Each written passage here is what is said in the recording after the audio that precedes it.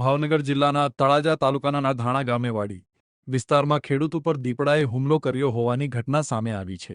બનાવ બાદ ખેડૂતને હોસ્પિટલ ખસેડવામાં આવ્યો હતો। નાના ઘાણા ગામે વાડી વિસ્તારમાં હરજીભાઈ નાનજીભાઈ રાઠોડ નામના ખેડૂત ઉપર દીપડાએ હુમલો કર્યો હતો। ખેડૂત પોતાની વાડીએ પાણીની મોટર ચાલુ કરવા ગયા ત્યારે આ ઘટના બની હોવાનું સામે આવ્યું છે। દીપડાએ પગ ઉપર હુમલો કરતા ઈજા થતા બાદમાં 108 મારફત સરકારી હોસ્પિટલ ખેડૂતને ખસેડાયા હતા।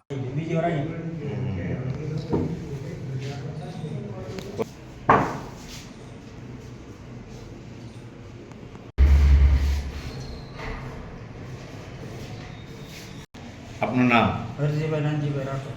કયું ગામ? ગામ નાના ગાણા। અચ્છા, શું કામ કરતા હતા? ખેતી કામ। શું આપની સાથે બનાવ બન્યો છે?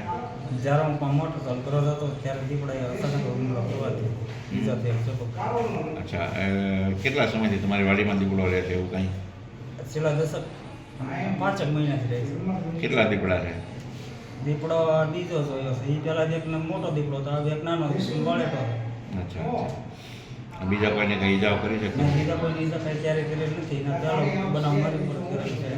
અગાઉ કાંઈ કોઈને ઈજાઓ કરી? જોયેલો ખરો, કેટલી વાર બતાવેલું કે ભાઈ આ ફોરેસ્ટવાળાને બોલાવેલા કે તમે આવો ને આ રીતે અમારી પોઝિશન છે।